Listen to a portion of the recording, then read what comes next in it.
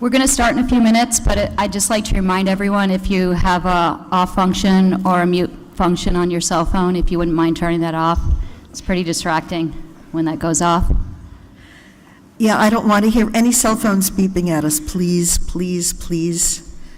Also, we're going to have some volunteers for Model Congress that are going to come to your left, and they'll take questions up until 7:15 from the left side of the row. So if you have a question, you can just pass your note card down to the left.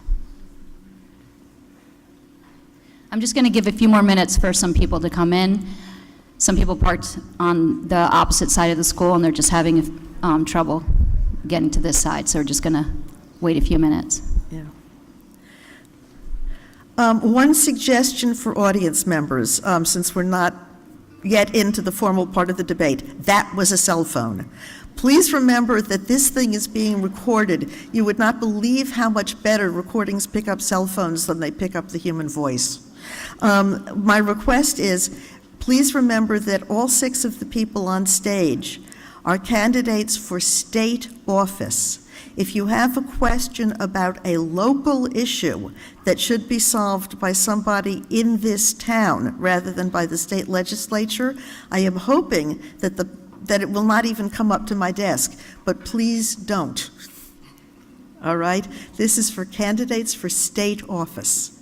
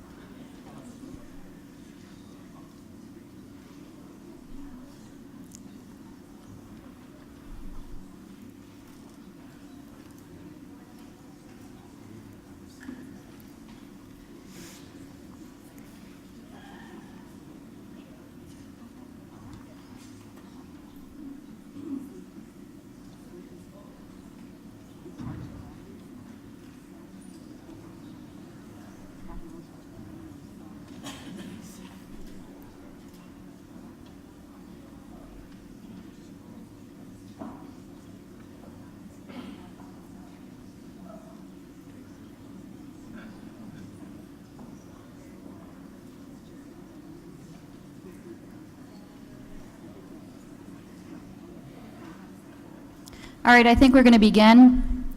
Good evening and welcome to the Wilton League of Wilton Voters 2018 Connecticut State Legislative Candidate Forum.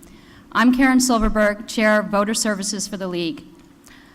First, I'd like to say thank you to my committee members, Pam Clem and Florence Johnson, and our co-sponsors, the Norwalk League of Women Voters, the Wilton Library Association, Good Morning Wilton, and our partners, Wilton High School Model Congress. And our partners are right now collecting questions to the left side, if anyone has any questions to hand in.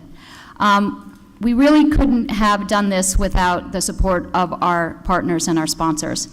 I'd also like to say thank you to the technical support given to us by Middlebrook Maven, who is comprised of middle schoolers who come and have a club and participate in audiovisual activities with their advisor, Michael Gordon. And of course, I'd like to say thank you to our own town league volunteers.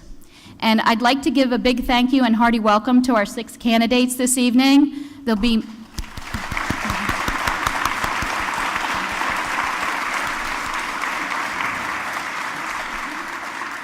they're going to be making their own introductions and opening statements in a few minutes in order to save time. The League of Women Voters is proud to be able to serve our electorate. We're a nonpartisan political organization that encourages informed and active participation in government. We really appreciate you being here. We neither oppose nor support any political party or candidate. We welcome anyone over the age of 16 to become a member, so please find us on Facebook and at our Wilton LWV webpage.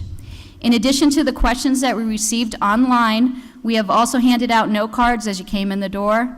Please have your additional questions for candidates passed to the left by 7:15 this evening. We will not be able to get to all questions this evening, but we will take questions not answered tonight, and we'll try to forward them to all the candidates.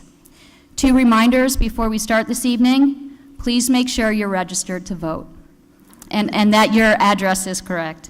Information can be found at the back of the hall in the tables if you're not sure how to go about doing that. And then number 2, please join us in our surrounding leagues this Sunday, October 21st at 4 p.m. at the Wilton High School Clune Center as Wilton hosts the 4th District Congressional Debate. Harry Aurora and Jim Himes will square off in what aims to be a very engaging 90 minutes. Now, please join me in welcoming Jean Rabineau, our moderator for the evening. She's a director of outreach of the Connecticut League of Women Voters and a member of the steering committee of the Bridgeport Area League and a practicing attorney in Trumbull, Connecticut. Jean has been a moderator of forums for over 14 years and has been an invaluable research in putting together this forum. Jean, thank you, and I'll let you take it from here. It's live? Yes. Thank you. First, I would like to thank the audience. We are going to request that round of applause that you just gave Karen is the last thing we hear from you until after the last closing statement. All right, you know the rules, guys. Secondly, the timers are set up by district. Will the timers for the 26th State Senate District please hold up their hands just momentarily? All right. For the 125th State House District? And timers for the 143rd. All right. The candidates will get warning signs as well as stop signs. If the candidate is in the middle of a word when the stop sign is held up, I will let the candidate complete the word. I will not let the candidate complete the entire thought. I've learned. There will be a fairly strict timed format for tonight's proceedings. Each candidate will get a 1-minute opening statement. Each candidate will be given a minute and a half to answer each question, and each candidate will get a 1-minute closing statement. However, because there are 6 candidates on stage, they will not be able to rebut every question. Each candidate will get 2 rebuttals per night. And they can use that to either rebut something that somebody has said or to extend their own remarks if they feel the remark needs extension. I will remind the timers that we do not ask for rebuttal or extension until after all 6 candidates have done their minute and a half, and then the rebuttals are a minute. That being said, we're not even drawing for order. We're just going to take them in the order in which they're seated. Opening statements start with the 26th State Senate District, Ms. Boucher. Starting? We're starting. Thank you, League of Women Voters, for tonight's debate and for all of you for being here. Many of you know me for my years of service in this community, but you may not know why I'm so passionate about it. I'm compelled to serve our state and you because of everything it has given me. My parents brought us to Connecticut when I was 5 years old. We had nothing, no education, no money. We didn't speak one word of English. Yet my father reminded us every day, education is everything. We took that to heart, and with the community's help and hard work, I was able to get the education my father dreamed of. As a result, I've enjoyed a successful career in business and in finance. My husband and I are fortunate to have been able to raise our 3 children here. But I'm deeply concerned right now that the state we love, which was the envy of the country, is in serious financial trouble. People and companies can no longer afford to live here, and I see it every day, you see it. Now more than ever, you need a senator with the knowledge, experience, and passion to get things done to help turn our state around. I believe I am that person who can best fight for you. Okay, Mr. Haskell. Good evening, everyone. Thank you so much for being here tonight, and thank you to the League of Women Voters for hosting. I think it's such a testament to the importance of this election that this room is almost filled with people. That's so exciting. For those of you who I haven't had the chance to meet yet, my name is Will Haskell. I'm running for the Connecticut State Senate to represent Wilton as well as 6 other towns. To be honest with you, I woke up the morning after Donald Trump's election, perhaps like a lot of you, and felt like I had to get involved in the fight against that agenda. And I know that that fight starts at the state and local level. So I came home and I started knocking on doors. I've knocked on almost 4,000 now, and I've met commuters whose trip to Manhattan has gotten slower over the last 4 decades. I've met a lot of parents who had to choose, and that's because we haven't invested in transportation in Connecticut. I've talked to too many parents who have to choose between advancing in their career and starting a family because we still haven't passed paid family leave in this state. And I've talked to so many young people who can't focus in the classroom because we haven't done enough to prevent the next school shooting. Despite all this, I'm optimistic about Connecticut's future, and I think you should be too. That's time, and thank you. Next, Mr. O'Day. Good evening, everyone. My name is Tom O'Day. I've been your state representative for the last 6 years, 125th District, which is most of New Canaan and part of Wilton. It has been a combination of the most rewarding job I've ever had, the least paying job I've ever had, and the most difficult job I've ever had. I pinch myself going up to Hartford, not only to keep myself awake, going up and back all the time, but also because I am truly honored and humbled to represent you for the last 6 years. I don't like using the term Democrat or Republican. I think in many other states I might be viewed as a rhino, and in many states I'd be viewed as too conservative from a fiscal standpoint. I consider myself a Connecticut resident who is focused on making the state better for everyone. I don't consider myself a Republican or Democrat when I go to Hartford. I consider myself a father, a lawyer, and a politician, and I look forward to explaining my views going forward. Thank you. Sorry, that's time. All right, Mr. Tartell? Thank you for being here. Thank you to the League of Women Voters. Thank you to the Model Congress. This is an exciting night for me because this is the first time I've ever done this in my life. So I'm really happy to be here. But I'm going to Hartford because if you look at what Hartford is doing and how it works, it doesn't work very well. And I've spent my life helping people figure out how to find common ground, how to work together, how to create a future. I did it at Pfizer, I've done it at GE, I have an executive coaching firm, and I've been teaching this type of thing at the graduate level at Columbia for 22 years. So what I want to do tonight is talk to you about what it takes to make the hard decisions, the strategic interventions to move this state forward and find the promise that it has, and to help you understand what differentiates me from Tom, because that will help you make your decision. Thank you. Thank you. Ms. Lavielle. Thank you very much. Good evening, everyone. Thank you to both leagues and to the Model Congress and to Good Morning Wilton. My name is Gail Lavielle. I'm the state representative of the 143rd District, which includes most of Wilton and parts of Norwalk and Westport. I was first elected in 2010. In the legislature, I have both a caucus leadership position, assistant leader, and a committee leadership position, ranking member of education. I also serve on finance, revenue and bonding, and transportation. Before serving in the legislature, I served on the Wilton Board of Finance and Energy Commission, and I worked for 26 years in international companies and large service firms where I held senior management positions and managed people, made payroll, complied with business regulations in several countries, and learned to work constructively with others. My job is and has always been to represent you, not a party, not a personal agenda, not an ideology, you. And my priority is to make sure that all of you, if you want, and your families can have a long and productive future here in our beautiful state of Connecticut. Thank you for coming. Thank you. Ms. Thomas. So it seems like every day I hear something about how horrible Connecticut is, and that's part of the reason I'm running, because that belies the feeling that I have, that this is the best place I've ever lived. We have serious challenges, but I think of places like Flint, like Detroit, like Louisiana after Katrina, and those places were in a state of emergency, but I don't think that's us. I think we're in a state of urgency, and we need to hunker down and really get serious, put these politics aside and get things done.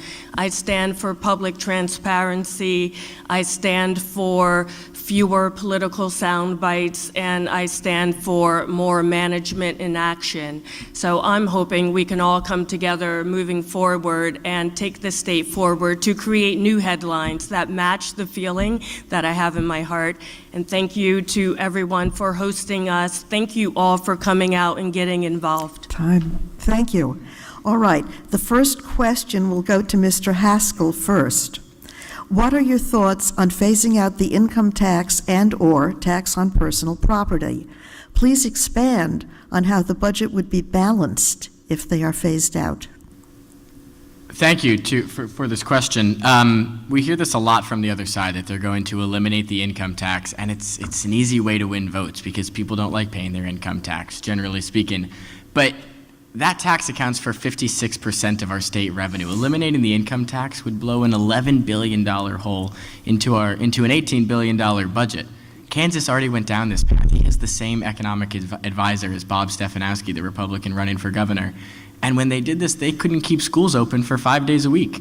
They couldn't keep their teachers above the poverty line. I don't know about you, but my family moved to this community because of our excellent schools. I think that's part of what makes Connecticut such a great place to live. I think eliminating the income tax would absolutely be a mistake. There are areas to reform our tax structure. For instance, I'm open to a reduction in the estate tax, but I think the best way to build our economy for the next 20 years is not to revert to an economic policy from the last 20 years. It's to instead invest in the next generation of workers, the next generation of small businesses, the next generation of entrepreneurs. Rather than, we would lose so much money, $11 billion from eliminating the income tax. I'd rather spend some money investing in a student loan forgiveness program that gave students a break as they graduated from college and helped them to start their careers, their small businesses, their families here in Connecticut. All right, Ms. Boucher. Connecticut was the #1 state in the country for its low costs, its best education, the best quality of life. It did not have a state income tax, but yet it made its budgets, and it didn't have deficits. We can phase out the income tax and make ourselves competitive again, but in order to do that, it has to cut costs, and some of the ways to do that would be pension, wage, and healthcare reform. They are so expensive. In fact, this governor and the majority Democrats increased the cost even further through a union contract that was ratified last year on a straight party line vote. This contract was a 10-year contract. Our local police, fire, and teachers do not ever have a 10-year contract. In fact, if we just benchmark the state employee contracts with our local police, fire, and teachers, we could balance the budget. They not only had a 10-year contract, a 4-year no layoff, a 4-year no outsourcing, lump sum bonuses, and 2 rounds of pay increases that amount to $353 million by the year 2021. This is unaffordable. It's created deficits. It's put so many more taxes on the shoulders of the remaining people that are here. It is no secret that people and jobs are leaving. It's no secret that 80% of jobs lost at the Great Recession have been recovered, and yet our neighboring states, Massachusetts, has recovered 300%. By all measures, we're at the very bottom of economic rankings, and everywhere I go, people are concerned about their home values being lost. Okay, I'm sorry, that's time. Same question to Mr. Tartell. So, excuse me. So the state income tax needs to be maintained. It accounts for about 50% of the revenue for the state, and so you cannot make a tremendous cut in that because of the size of that tax. The fixed costs that we have to carry with the pensions that have been underfunded since 1939. So there's a reason why Weicker put in the income tax. He looked at what we were having in revenue. He looked at what the pensions needed to have in place to be fully funded, and he said, we don't have enough money. So if you remember, we had a sales tax that was over 8%. We went down after the income tax came in. We had property taxes that were higher. They were, because we only had sales tax and property tax, they dropped after the income tax went in. I'm not going to say that we can't do things to put things into different perspective and manage it a little bit better, but it's not around the income tax. I suggest that we make specific changes in terms of pension reform. We can negotiate with the union. The Janus decision with the Supreme Court gives us more opportunity to do that. And union members live in Connecticut. They know the issues we're facing, so that gives us additional ways to address that issue. We need to do that sort of thing. All right, Mr. O'Day. Yes, thank you. So this is why I'm running, okay, and this is why I ran. Since 1990, Connecticut has added the fewest jobs in the country, okay? Since Connecticut's gross state product is the only one with a negative growth in the last 10 years. We've had flat population since 1990. That's outrageous.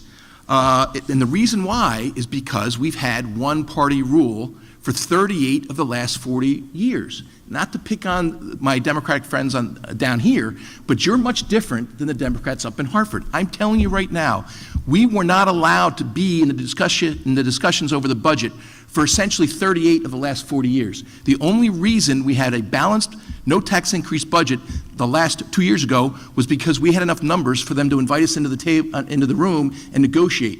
We passed the first Republican budget that was vetoed. We got Democrats to come on board. The first bipartisan budget in almost 40 years. So what I'm saying to you is, if you think the state has been well run since 1990, you think your house is overvalued, and you think you're undertaxed, vote for my opponent. If you want more bipartisanship, if you want to increase jobs in the state of Connecticut, if you want another bipartisan budget, if you want bipartisan legislation, please elect me to go to Hartford. I'm a deputy leader, the only one to come from Wilton and New Canaan.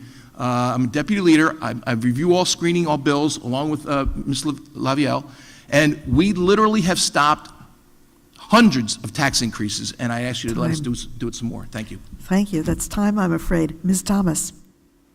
I actually don't think taxes are the issue. When I talk to people at the doors, almost everyone says they would not mind paying taxes if it went to where it's supposed to go. So that's a management issue that has nothing to do with Democrats or Republicans.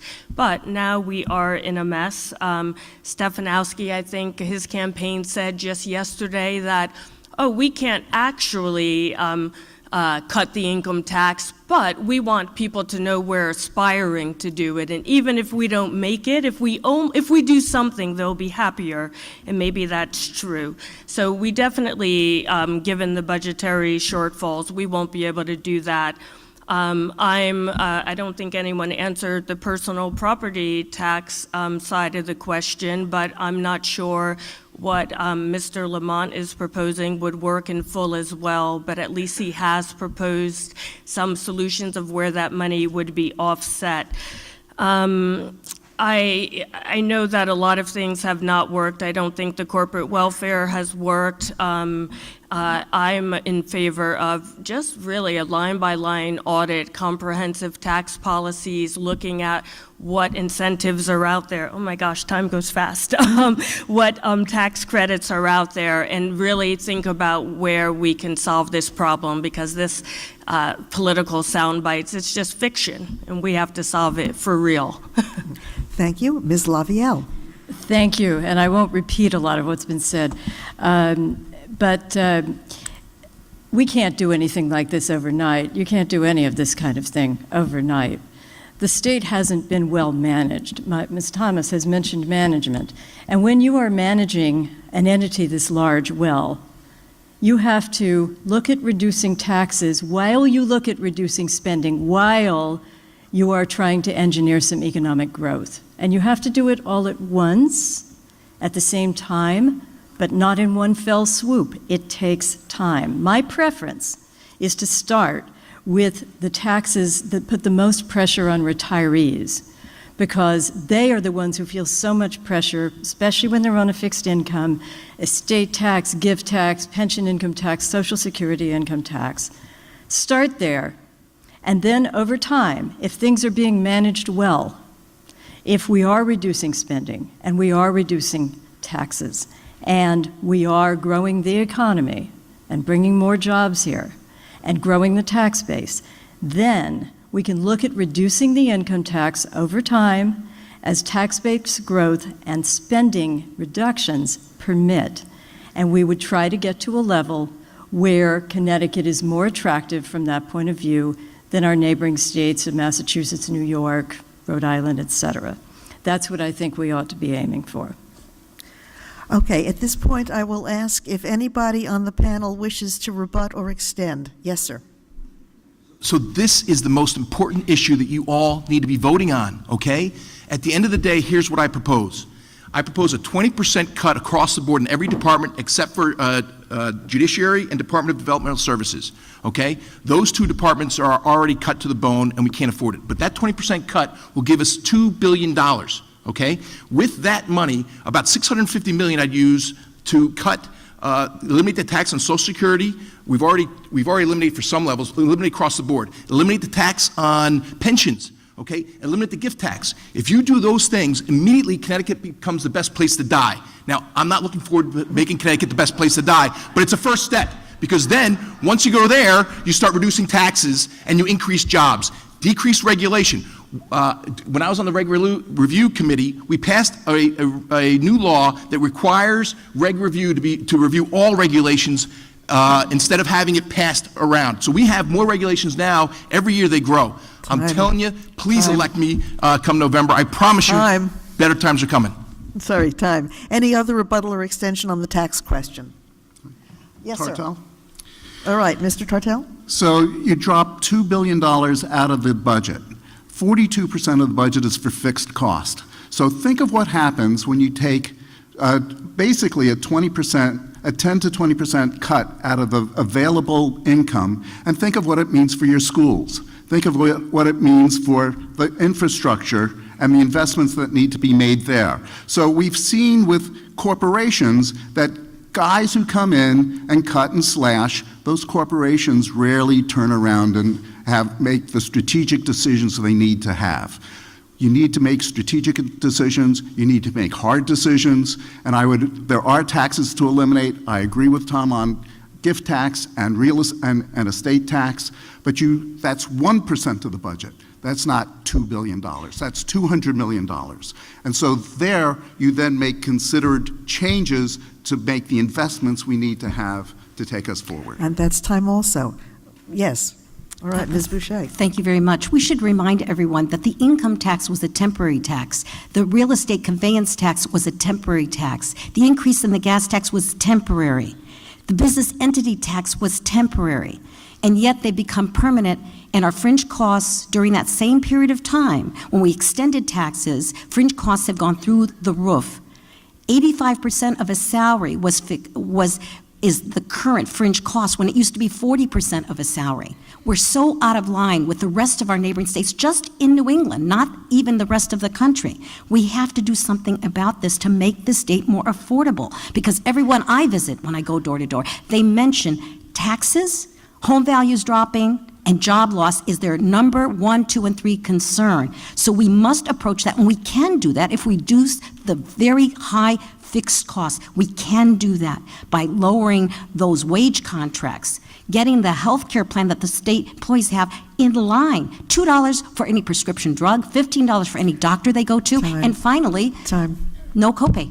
Okay, sorry, but that's time. Anybody else willing to rebut on the tax question? I point. Mr. Haskell, do you want to rebut? Okay, all right. I am going to go to question 2. It is going to start with Mr. O'Day. Question 1 on the ballot covers the Special Transportation Fund, known as the lockbox. Please tell us your thought on this ballot question. Do you think that tolls are the answer to improve Connecticut's infrastructure? So the lockbox was originally legislation that David Scribner got passed. He was the ranking member of transportation before I was. Then Gail, myself, and Tony got the constitutional lockbox theory through the House and the Senate. We wanted a real lockbox. The majority party literally said, we don't want a real lockbox, we want to be able to rate it. It's been rated to the tune of somewhere between $650 and $1.5 billion by the majority party. I hate to keep saying that, but at the end of the day, when you don't control the keys, and the other side does, you literally aren't invited into the room, and they have been emptying out the lockbox. So this is a good step. Yes to the lockbox. Tolls is a different issue. Connecticut is much different. What I would entertain is if you do a one-lane public-private partnership on 95 in each direction, so that it's not built with union money. So you have a private company come in, they build one lane going north and one lane going south, and you toll that. If they build it, they control what it costs to go on it. They have to make their money back. I'm in favor of that. What I don't want to see happen with tolls is we have a $20 billion a year budget. It needs to be 17, okay?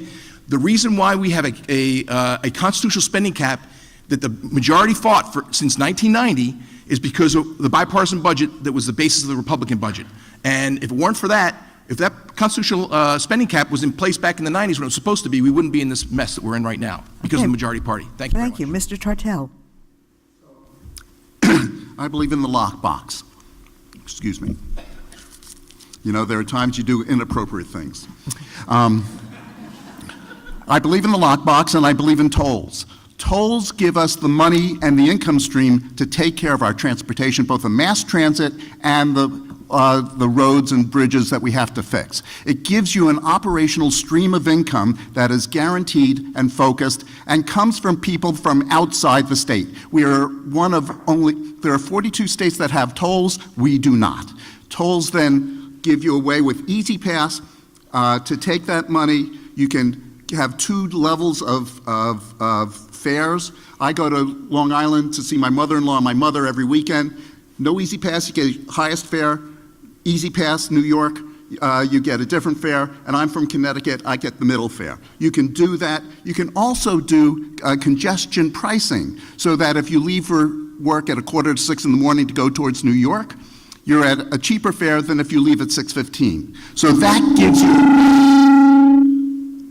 gives you a way to manage the flow of cars where you don't need to put in a new lane. And I will remind you about Super 7 and what that meant for Wilton. So we've got lots of ways with Easy Pass, with tolls, to have a focused stream of income and to make a difference in a way that you can manage the infrastructure, but you don't need to change it significantly. Okay. Thank you. Ms. Lavielle. Thank you. I've been a proponent of the lockbox, as Mr. O'Day said, for years, and I actually even introduced my own constitutional amendment resolution in 2015. So I wish the one that were on the ballot were stronger, but it has the merit of existing. Tolls, there's a couple of things I would say here. First, in response to Mr. Tartell, the only kind we can do is congestion pricing right now. But they can't be a short-term way of raising revenue simply because the DOT has told us it'll take several years to install them. For the near future, we've got revenue from a lot of sources: the gas tax, the gross receipts tax, a portion of the sales tax on new cars, as well as general obligation bond funding, all of which we used to not have rail fare hikes and service cuts last year. In the out years, we probably will see a big decline in gas tax revenues because there will be electric cars, there will be fuel-efficient cars, so on and so forth. At that point, we will need a new revenue source.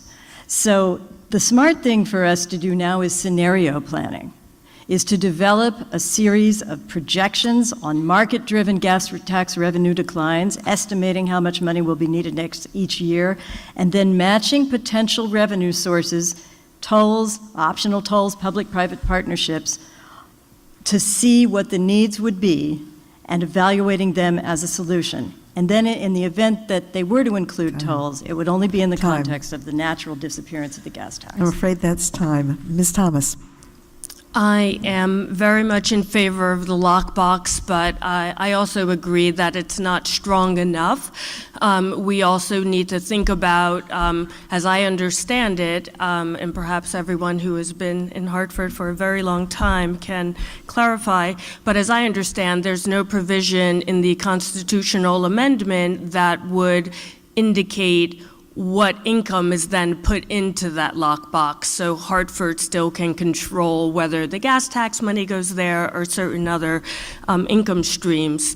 As Ms. Lavielle alluded to, I think that's all fine for right now, but a lot of the places we are getting revenue are going to cease to exist as we lessen our dependence on foreign oil, move toward electric, have more fuel-efficient vehicles, as we have a shift to a millennial reality where people want to ride share and live in walkable cities.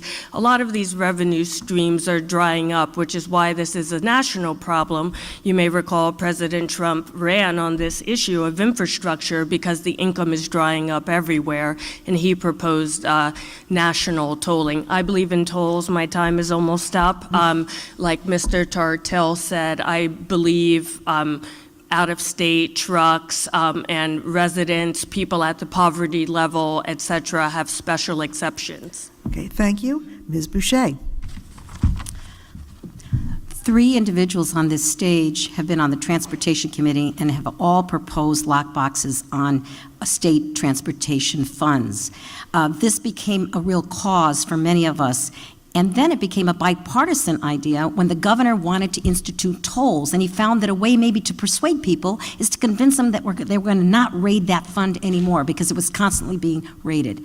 Well, I'll tell you, I had an interesting exchange with a constituent this weekend. She was a VA nurse, and she said, if you put in tolls, I have to cross that border every single day to help veterans. That would be devastating to me in my job. And that's individuals like that are telling me that that toll would be just another tax, taking money out of their disposable income, maybe $50 a week, $200 a month. Connecticut cannot afford tolls right now until it reduces some of the other costs. Let's talk about it if you reduce the gas tax. There's an 8% increase on your gas tax every single time you fill up. We have car property tax other states with tolls don't have. We have a myriad of other taxes that other states that don't have tolls.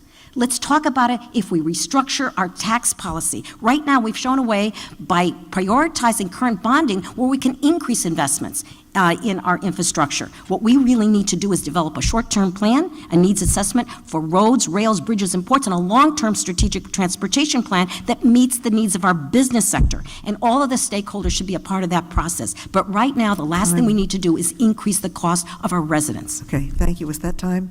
Yes. Mr. Haskell.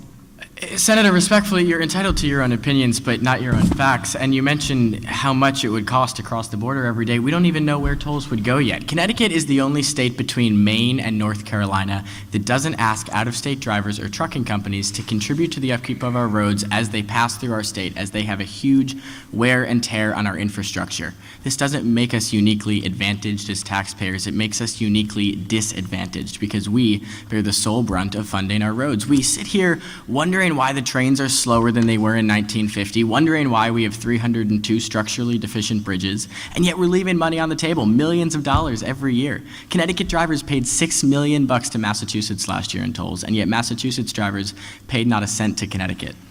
I absolutely support a transportation lockbox. A leaky bucket, I wish the statute, it sounds like we all wish the statutory language was stronger, but a leaky bucket is better than no bucket at all. But we have to raise revenue and be honest about exactly how we're going to fund our infrastructure, not by bonding out, but instead by raising the necessary revenue, by tapping into the out-of-state drivers and trucking companies that have a hugely negative impact on our infrastructure. We're a geographic hotspot between Boston and New York. They can't avoid Connecticut. And I don't know about you, I'm sick of driving on 95, seeing too many out-of-state plates and trucks that aren't contributing. All right. At this point, we will go to rebuttal or extension. Is there anybody who wishes to do so? All right. Why don't I start with Ms. Boucher? In fact, I would beg to differ. In fact, there are wild estimates about how much tolls would bring in, anywhere from $400 million to even $1 billion, and no one really knows for sure. What we do know is that there could be 11 gantries from Bridgeport to Greenwich. There could be 12 of them in the same distance. In fact, it would increase the cost, and in fact, it has been shown that it could be at least $50 a week for people not going even across the border. This would really be damaging to the state at this point in time. There are other ways to do this. We've shown another pathway to do this, and in fact, our trucking industry pays $17 million a year just to cross the state without even stopping for filling up for gas. And by the way, their diesel tax is higher than any other state in the country. All right. Any other rebuttal or extension? All right. Ma'am? Yeah. Oh, go ahead, Will. Sorry. Just going to say, $17 million is, in the scheme of things, actually not that much in terms of our infrastructure needs. I understand, Senator, you've been recognized by the trucking industry as a distinguished legislator and that they're adamantly opposed to tolls, but ultimately they are having a hugely negative impact on our roads and bridges. And I would like to ask them for more, frankly, than $17 million. I think that most of the voters I talk to agree that it's time we actually invest in our trains. Look, we're the busiest commuter network in the country. The train, I keep saying this, I'll say it again, the train from Wilton to Manhattan has gotten slower since 1950, not faster. Too often what happens with tolls is opponents to any tolling proposal use scare tactics. They say that tolls are taxes. Tolls are user fees. If you take the train into New York every day, you have to pay for a ticket. I think the same should be asked of those who use our roads. They're not taxes, they're user fees. Let's acknowledge them as such and be honest about the fact that we don't know how much it would cost to travel to Stamford or into New York City because there isn't really a tolling proposal on the table yet. All right. Is there any other rebuttal or extension? You've used your two. Sorry. Anybody? Yes, Ms. Lavielle? Thank you. I always like to remind myself that this discussion of tolls that's been going on for many years, it's a legitimate discussion, is one of the few occasions where in my entire career, anywhere, doing anything, where I've ever heard of sort of raising a question and saying, we got to get some money, let's get some money, without saying how much money we need, what is the goal, what is the concrete objective. Instead, it's sort of this amorphous concept of abstract tolls. We don't have an objective for how much they'll bring in. We don't have an idea of what they will cost to you. And we don't know the full effect of the advantages you would get. So I can't vote for something that will make you spend money when I don't even know how much it is. If I know that, I'll be a lot better equipped. And I think that these discussions need to be a lot more concrete before we can do anything. Okay, it's time, I'm afraid. Anything else? Any other rebuttal or extension? All right. The next question is going to start with Mr. Tartell, and I bet it was written by a league member. As of January 2018, 34 states and the District of Columbia permit some form of no excuse needed early voting. 3 additional states conduct elections exclusively by mail. What would you do to enable maximum participation of eligible voters in Connecticut elections? So this is, I think, given our state, given our nation, a fairly easy thing to do, and something that's incredibly important. Connecticut has one of the tightest, most restrictive voting set of regulations in the nation. I went to help someone figure out how to do absentee ballot today, and the restrictions on an absentee ballot, you have to be ill, you have to be out of the country, there's all sorts of restrictions that prevent you from getting an absentee ballot. If you don't think you can get to work because you think your kid's going to be sick, you should be able to get an absentee ballot. It's still a valid vote. You have to prove who you are. There's no form of fraud that can happen because you need to prove it. So an absentee ballot should be much easier to do. In addition, we can vote on the day of voting. So many people, so many states allow voting that you can be early. So I'm going on a business trip. Let me get my vote done. Let me get that taken care of. Let me check that off the list. And so it should be easy to vote. It shouldn't be hard to vote. Yes, you should show who you are to vote. That's not the issue. It's how do we make it easy so people can stand up and fulfill their right to vote. And that's so important for us and for America. Thank you. Mr. O'Day. I agree. So I want to talk about transportation a little more so I don't have to do my rebuttal time. So literally, the public-private partnership issue is a huge one. So we had to prioritize our spending. What happened is we spent $700 million on a busway between New Britain and Hartford. $350 million of it state money and $350 million of it federal money. And literally, if you look, there's nobody on those trains. We got to prioritize what we spend our money on. That is ridiculous. One of the ideas I had, and both Gail and Tony were on the phone with me, I know it sounds a little crazy, but I got the commissioner to stay on the phone for an hour and a half, and we talked to the Boring Company. Now, what's the Boring Company? I know Elon Musk, he's got a lot of time now because he's not at Tesla anymore, but literally, they've got a proposal in Chicago to build a high-speed transportation system from downtown Chicago to O'Hare. I want to do the same thing at no cost to the taxpayer between New Haven and Manhattan. They're also planning it between DC and BWI. I know it sounds crazy, but Google the Boring Company. Things are happening technology-wise. Make it a public-private partnership. No cost to the taxpayer, and you'd bore under the ground, and you'd pay $15 to go to Manhattan in 12 minutes from Stanford. How great would that be? Imagine going from New Haven to Stanford in 10 minutes. What I'm telling you now is we need public-private partnerships. We had legislation that the unions made hide on companies, so we couldn't use them a few years back. make them known, promote them, and let's do public-private partnerships, no cost to taxpayers. Okay, that's time, I'm afraid. And vote. All right, Ms. Thomas, the question is on early voting. Hilarious. So we are asking our citizens to do the most important thing for our democracy in a 14-hour time frame. We have more time to buy a Mega Millions ticket, and hopefully you buy it tonight. But part of the reason I'm on this ballot is because my Republican opponent, among many other Republicans, have voted against just about every voting rights legislation that is, and I actually think that's somewhat criminal. I mean, not indictable, but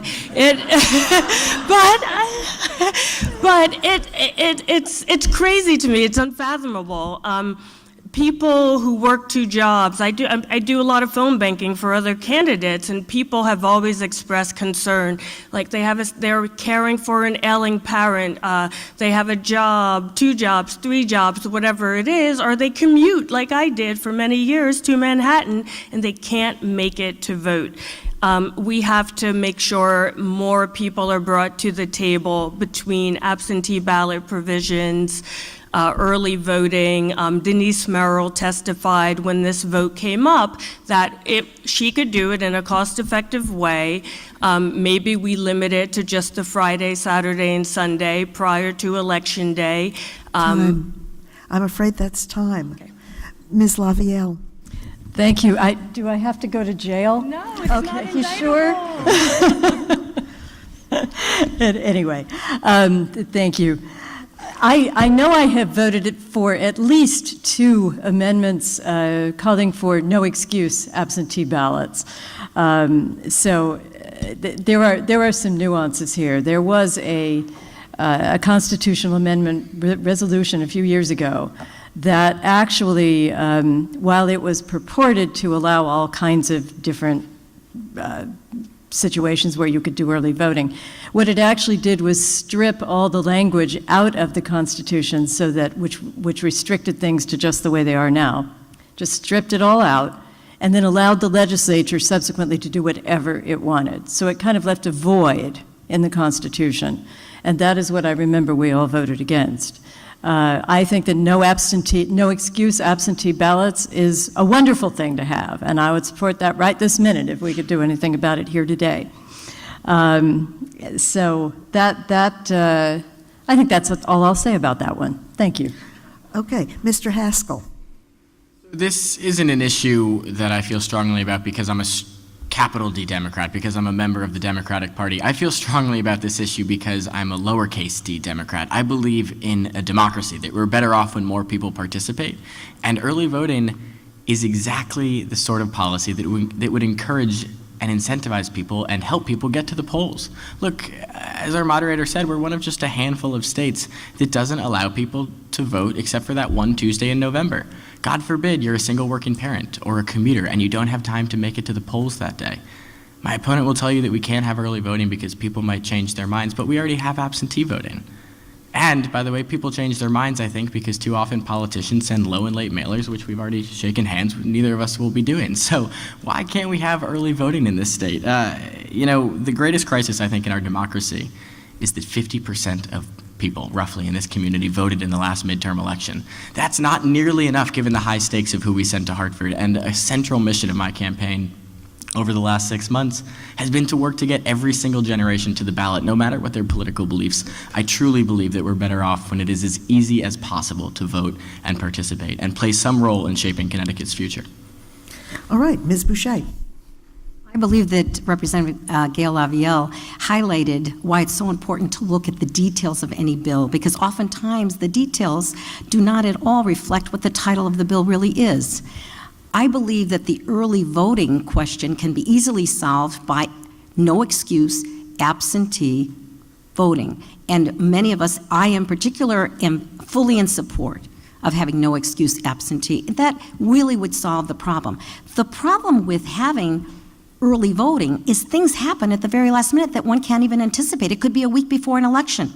Case in point, I think if people knew before they were voting that it was a contract that was signed for state employees, the CBEC agreement that was signed and delivered by the majority party this year, that put the DOT and higher education in a terrible bind. Those commissioners that the president of higher ed told us directly to our face that the reason they're running out of money is their high fixed costs, their administrative costs. In fact, DOT is 9 times higher than the national average of their administrative costs, and it's eating up the funds that they would use for our rails and our roads. So we have to be careful about what we agree to and the contracts that are engaged in by the state, because it can tie the hands of future governors, future legislators, and in fact, most other states do not do collective bargaining for those benefits.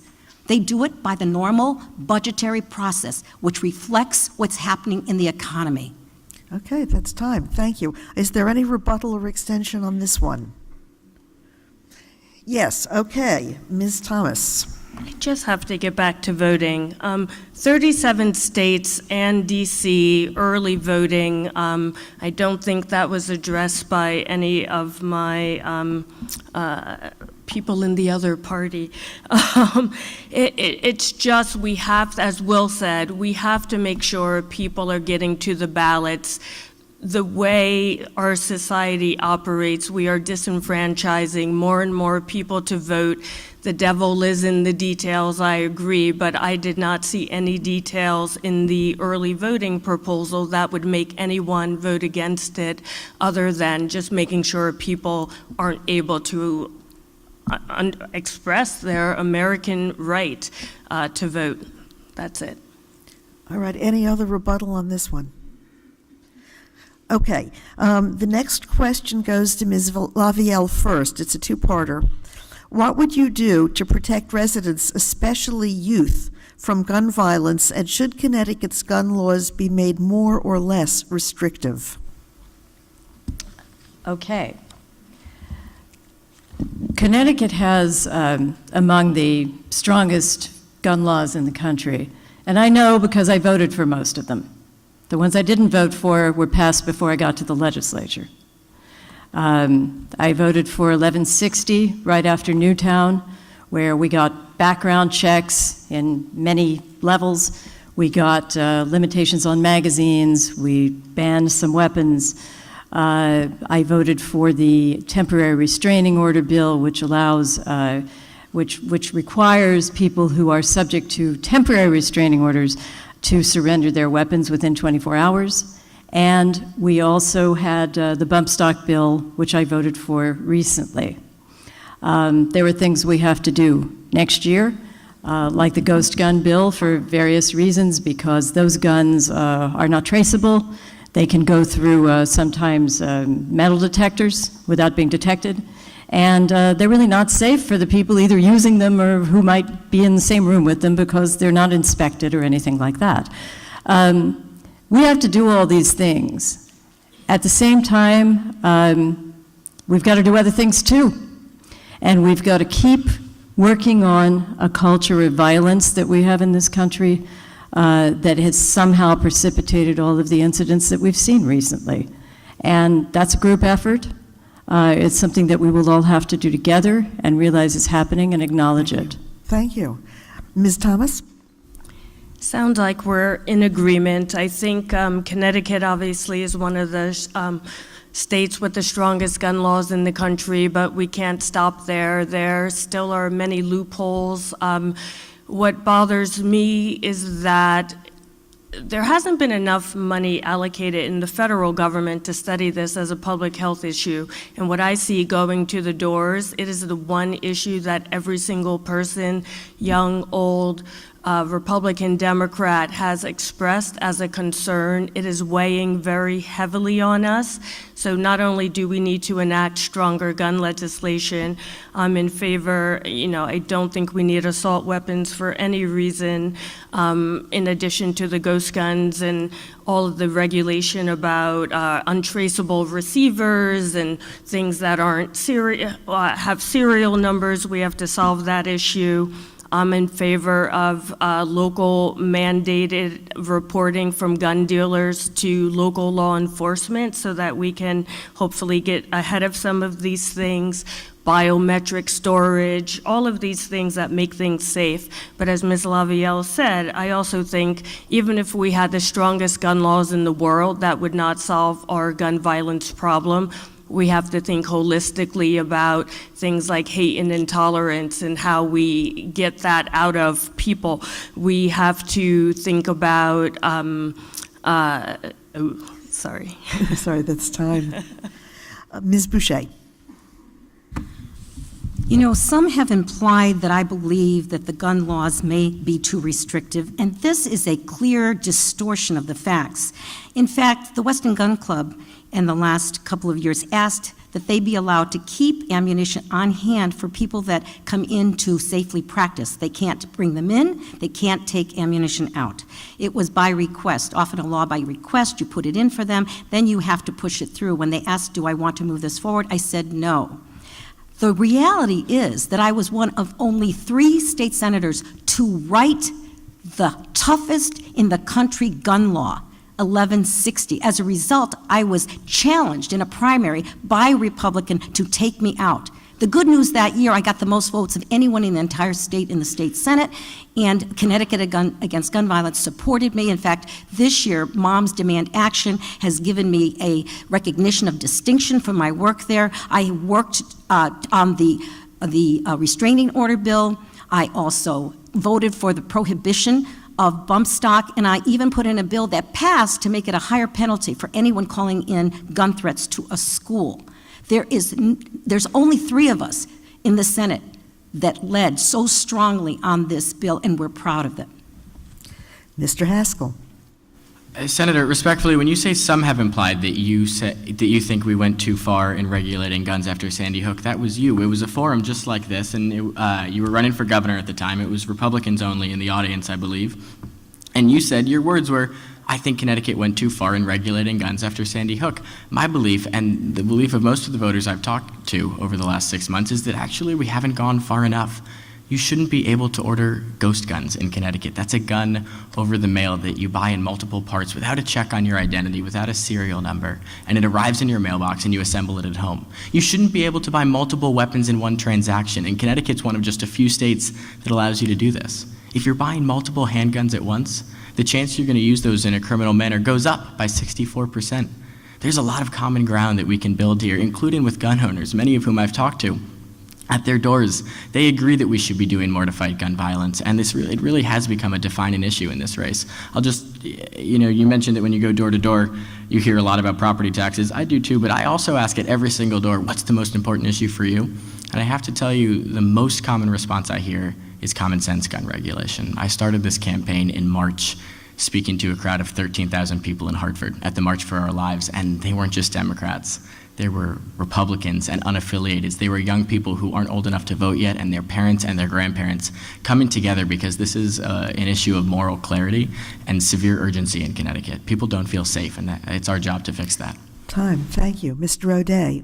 Thank you. I just want to address, I'd say ditto with Gail and Tony on, I was part of that vote in voting for the strictest gun regulations in the country. I also voted for banning the ghost guns. As far as school security, one of the things that Wilton does right that New Canaan doesn't yet do right, and that's having the dog go through the high school unannounced for not only guns, because the dogs can be trained to smell out gunpowder and explosives, but they also are used to sniff out drugs. And I think the opioid epidemic we have going on here mandates that we have dogs going through the schools, not only looking for guns and explosives, but more importantly, even opioids and drugs. So the one thing I will say in response on Senator Boucher's behalf, there is not a person in this room that has done more for gun safety and children and education than Senator Boucher. And I'm sorry, Will, but if you keep saying and attacking her like that, I'm going to call you out because you're wrong. You graduated college last May, and Tony's been working very hard. Hold on. Hey, cool it, audience. Audience, Audience, come on.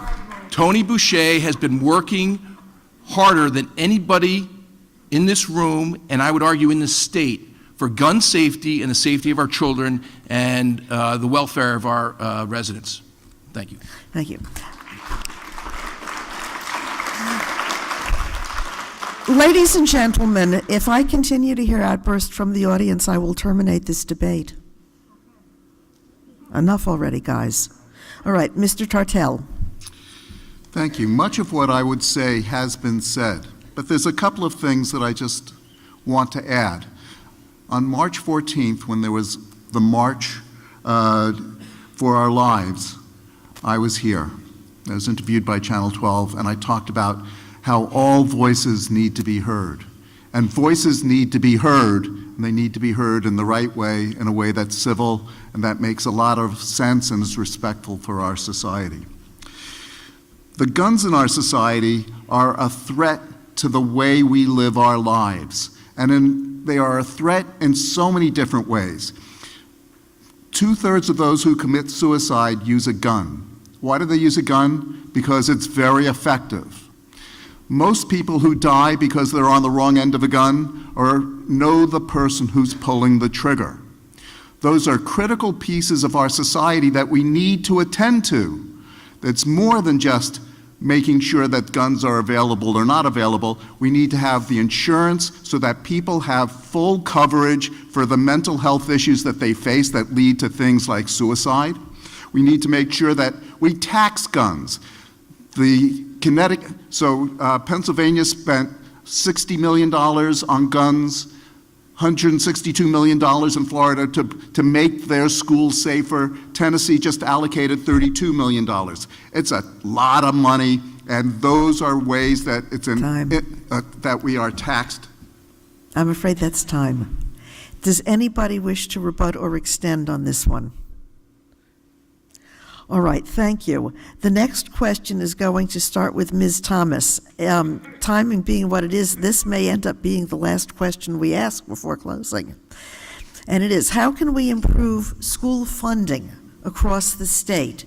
Would you support or change the education cost-sharing formula that the state uses to distribute funds to municipalities for education? I would change it. A lot of changes were already made with the most recent ECS formula, which make it a lot more fair.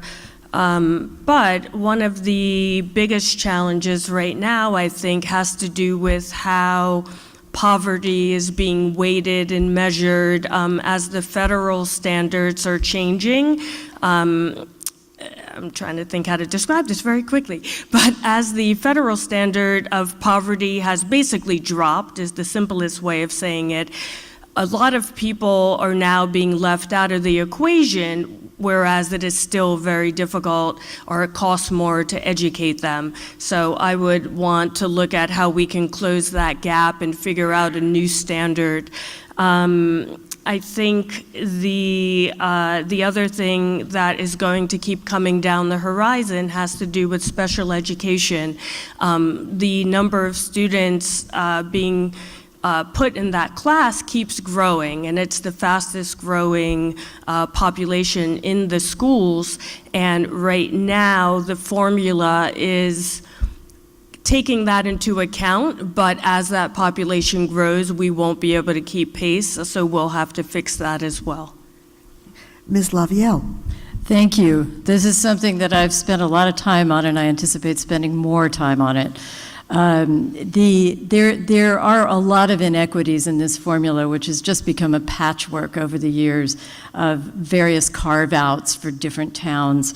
There is clearly a mismatch in many cases between the measure for household income in a town and the property values. Many times there is a big incongruity. Nowhere is that more apparent than in the city of Norwalk, which has a very high level of property values, but very low household income, a very high number of students on free and reduced lunch, in other words, a poverty measure, a very high measure of kids whose first language is not English, students that have more expensive needs.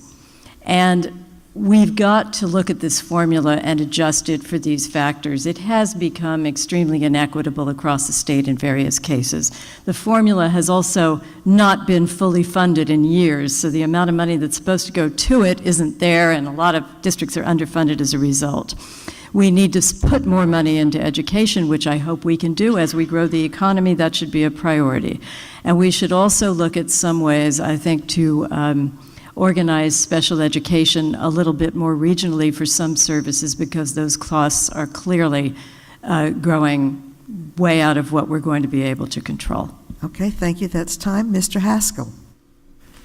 So education is the best investment that we can make as a society, and I say that as a proud graduate of the Westport Public Schools. The problem is in Connecticut, we have some wonderful schools that are huge draws to communities like ours in Wilton and Westport and Weston, and yet so close by, other schools are falling behind. My parents are divorced, and I was registered to live at my mom's house in Westport, so I got to go to one of the best public high schools in the country where there was a smart board in every classroom. But had I been registered to live at my dad's house, I would have gone in Bridgeport, only 10 minutes away. I would have gone to one of the worst public high schools in the country, in a district that's been in deficit by $2 billion for the last 10 years. This is not only a moral failing in Connecticut, it's also a bad economic policy.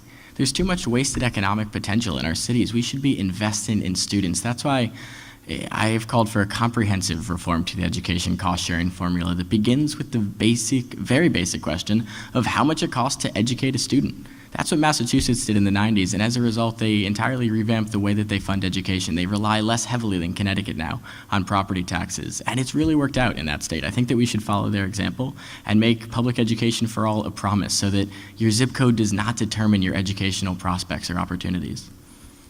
Okay, Ms. Boucher. All parents want the best possible education for their children. It's the reason that I first ran for the Board of Education, later serving on the State Board of Education, and as ranking member and now co-chair of the Education Committee of the Legislature. I am intimately familiar with the education cost-sharing formula when it was devised in order to equalize education across Connecticut schools, particularly the inner city. And we had a lot of buy-in, even by affluent communities. What started off as a good formula turned into a very political formula with 45 various variables. Every year it changed. The one good outcome of an 18-18 tie in the Senate is it forced compromise, and it forced compromise on a new ECS formula that we put together, in fact, wrote, and I was a part of that, to, again, bring fairness and equity to all of our schools instead of just giving the funds to that particular district who happened to have a leader in a particular party on that committee. That's just downright wrong. And this governor proposed twice to send $400 million transfer costs that the state has borne since 1970 onto our towns and schools, which would devastate our school budgets and our property taxes. We stopped that, and we brought funds back to our underfunded schools and arrived at a new ECS formula. We have a lot more work to do on that. It's something I'd like to roll up my sleeves and continue, because education continues to drive my passion for public service. Thank you. Mr. Tartell. We were deciding who goes first. So with the ECS formula, we need to fund education. Connecticut has the second highest of income inequality in the nation.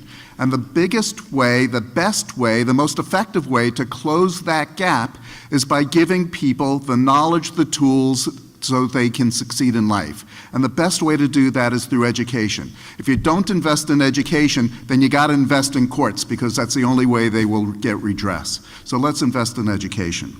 I was involved in long-range planning teams in the Wilton School District for 22 years. And in 2000, we had 9 children on the autism spectrum. I think that's changed.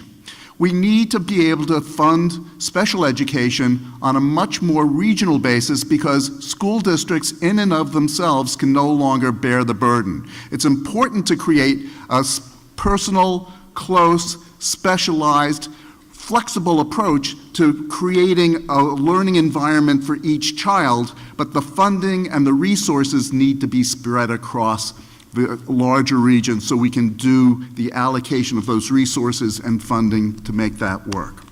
Finally, it's a leadership issue. If you look at how things get funded, I'm not a fan of Malloy, and he has really messed up the leadership of this state, and I'm very happy that he is not running again. Okay. Mr. O'Day. Another thing Ross and I agree with. No, honestly, I do want to say it is having the choice, and all of us up here running for election, we've all, I think, given you a good snapshot on who we are, and I'm very proud to be up here with all the candidates. And I certainly wasn't meaning to slight Will for running at his age. If he doesn't hold my age against me, I won't hold his age against him. But as far as the ECS formula, I'm holding it right here. I'm looking at it. Literally, the base amount is $11,525, okay? And this is and then you look at English language learner, poverty weight, poverty measure.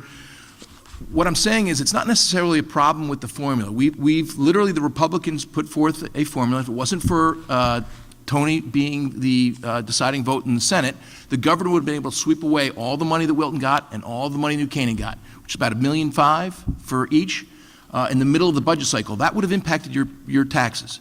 I see I have 30 seconds. But so it's not necessarily the ECS formula that's the problem.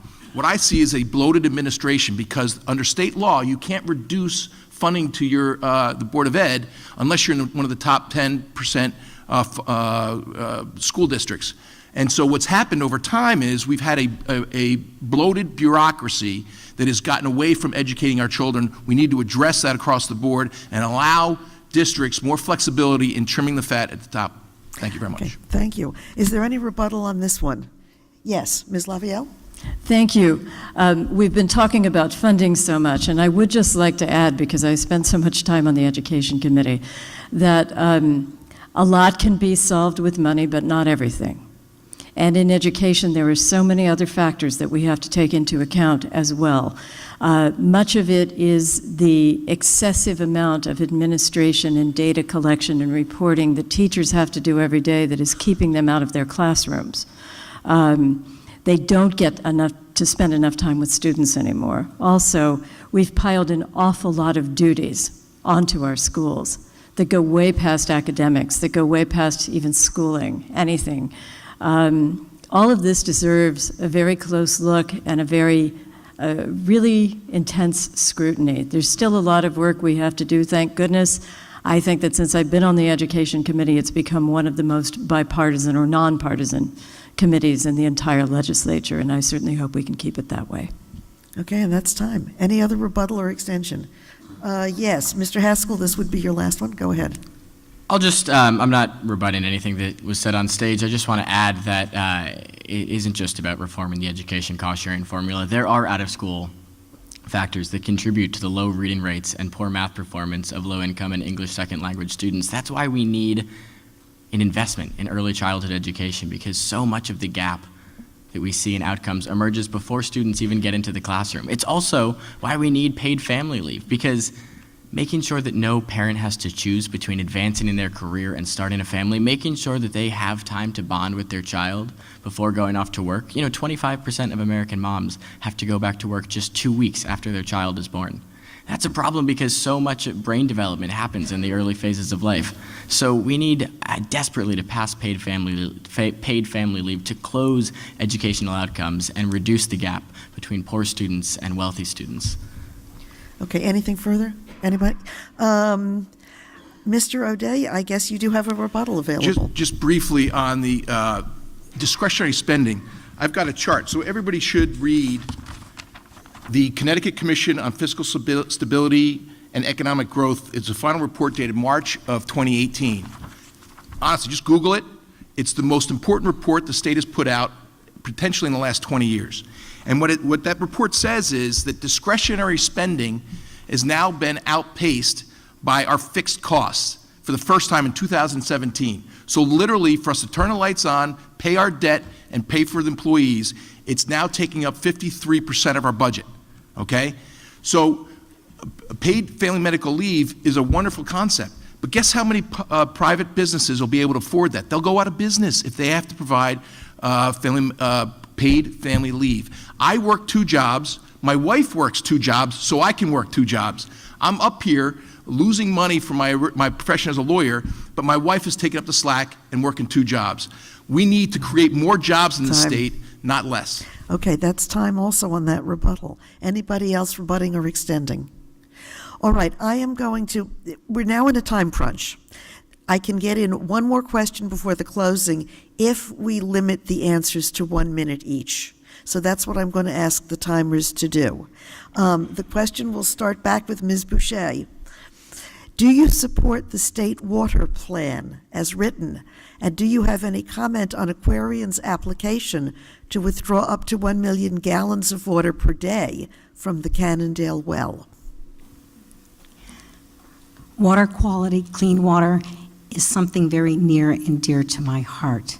It is why I have the highest voting record in the state Senate in 2018. It's why the Connecticut Fund for the Environment has endorsed my race for this election. It is something that I actually was the deciding vote in the House of 150 votes when we were to shut down the sooty power plants in Connecticut.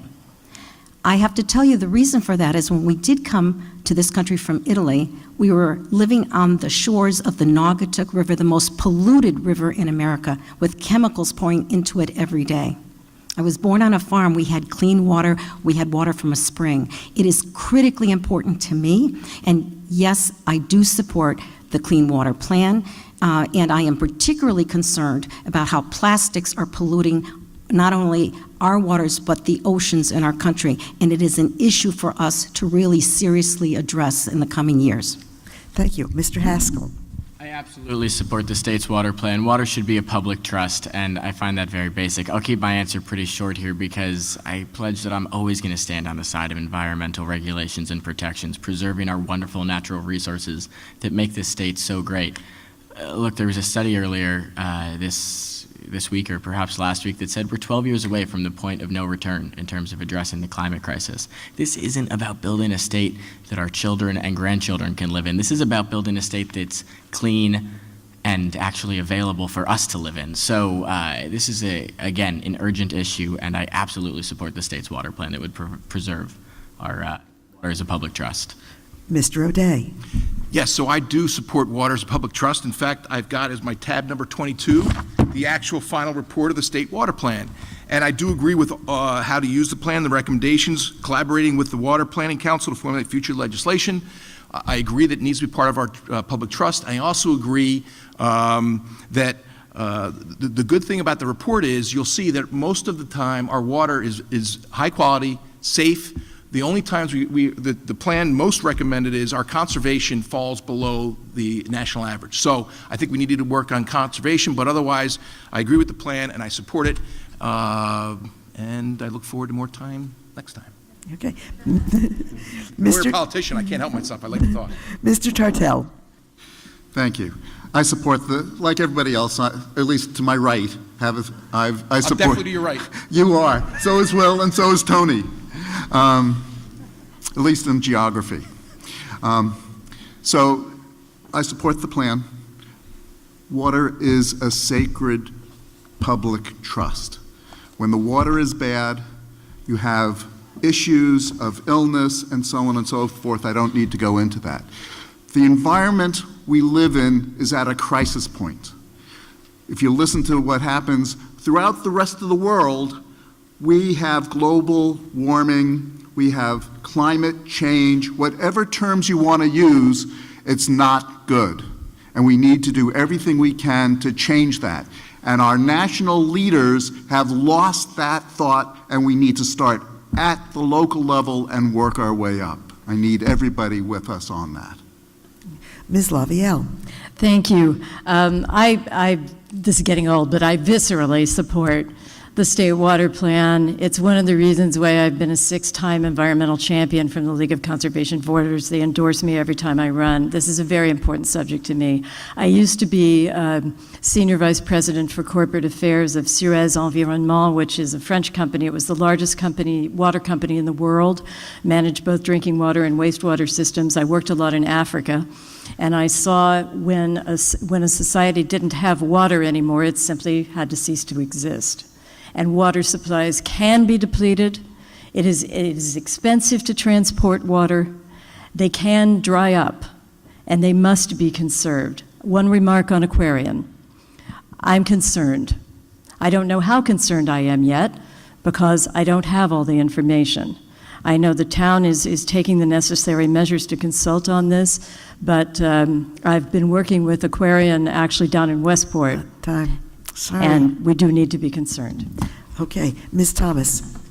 Ditto, ditto, ditto, ditto. I support the plan, but I'll take this opportunity to talk about a different type of water while we're on the environment. We are seeing more extreme weather. I mean, in the last 2 weeks, we've seen storms, tornadoes, high winds. In Norwalk, many of you know, we had the issue of about, I think, 105 million gallons coming through with that latest storm for a system only meant to handle 90 gallons, which led to a lot of untreated water.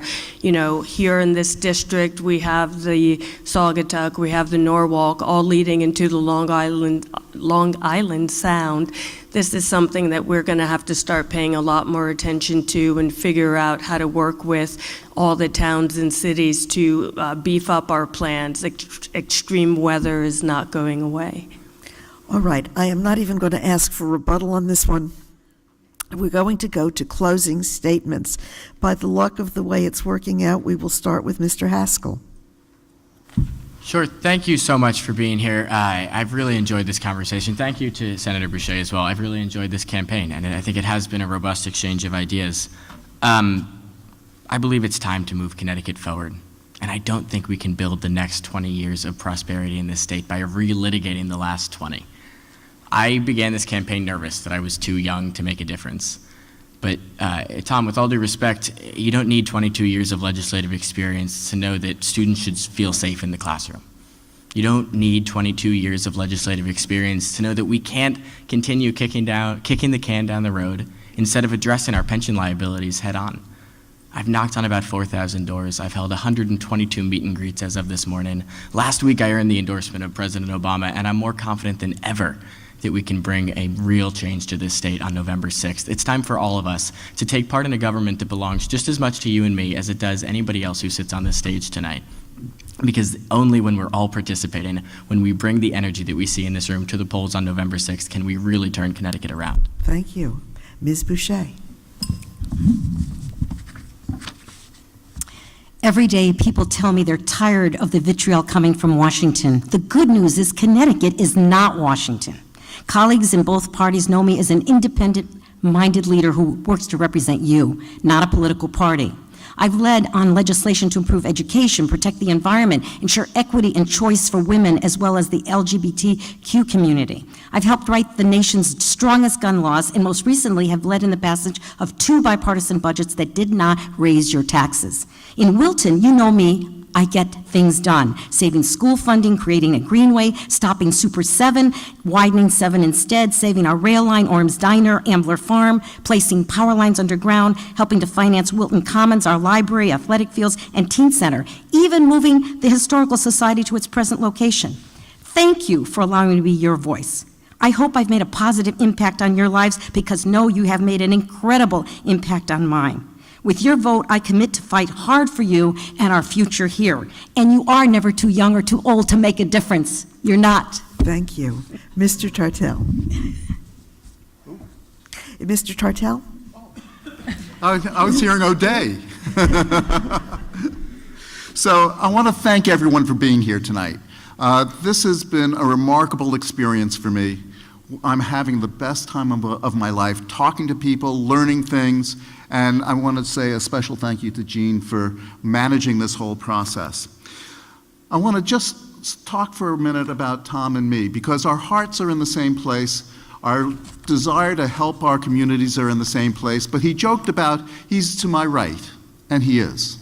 And so things like insurance, making sure that women have in their insurance plans the types of birth control that should be there, skinny plans that don't necessarily cover what you need to have covered, you get what you pay for. The pieces on sexual harassment training, we've both done sexual harassment training. I'm a learning and development leader. I've done it for a lot of years. I know how it's done.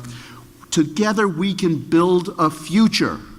That's why I'm going to Hartford. Thank you. Thank you. Mr. O'Day. Well, I want to say thank you to all of you. Thank you to the League. I very much enjoy representing you in Hartford. As a deputy leader, my reputation is crossing the aisle. I am very proud of my bipartisan nature. I will tell you some of the statistics that Connecticut leads in are being the last in job growth. We had 44,000 people and $5 billion leave the state between 2011 and 2014. We finally got a bipartisan budget 2 years ago and bipartisan fix last year. If you think Connecticut has been well run for the last 40 years, and you're, like I said before, and you think your house is overvalued and you're undertaxed, by all means, vote for the majority party in Hartford. If you want to give us a chance to turn the ship in the right direction, we got a constitutional spending cap passed, we got the bonding cap passed, we got a vote on collective bargaining agreements passed. We've gotten a lot done in the last 2 years, and I'm asking for 2 more years, please, because Connecticut can become the best place to live again. Thank you very much. Thank you. Ms. Thomas. My old boss used to say, I never buy when I'm being sold, so I took that to heart. I don't try to sell anybody. I'm a Democrat, but I'm also an independent thinker. I'm not afraid to stand up to anybody or say anything, really, even my own party. I like to help people even when I'm not helping myself. I like restoring order to chaos. That is the thing that gets me excited. I like to wake up every single day trying to figure out how I can do something better than I did it the day before, and that's just who I am. And these things have made me a valuable employee who's motivated not by incentives. It's made me an effective change agent in my work and a valuable member of the nonprofit sector community. And I want to go to Hartford to get things done, so we're not having this conversation 2 years from now, 4 years from now, 8 years from now, 22 years from now. Thank you. Ms. Lavielle. Thank you. It's an honor to be in my 8th year of representing you. And I come before you with extensive legislative experience, nonpartisan relationship, and respect built in Hartford, all on your behalf. I also come with a deep attachment to the 3 communities that I represent, including Wilton, where we've lived for 14 years. I also come before you with an appreciation of one of Connecticut's most cherished values, which is respect for the individual, regardless of economic circumstances, origin, background, or lifestyle. I've always sought to express that respect in my own conduct, and the legislature has supported this principle, and I've done it with them, voting for many bills that do the same. But restoring Connecticut's economy is also a matter of respect for the individual, and there the legislature has not delivered. I'm here because I am still determined to change that. Every one of my constituents deserves to be able to count on a future in Connecticut, and I come before you determined to do everything in my power to make sure they can. Once again, it's a matter of respect for each of you as individuals, from me to you. Thank you. Thank you. Thank you.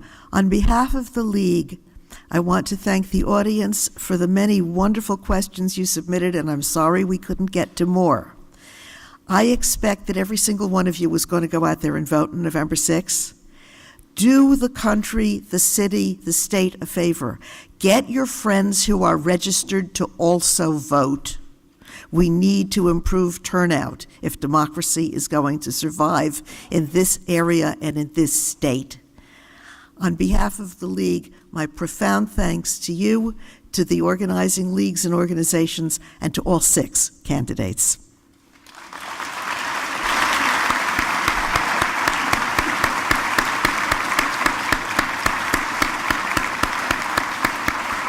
And who said politics was boring? Thank you all for coming. Drive safe, get home safe. Thank you so much.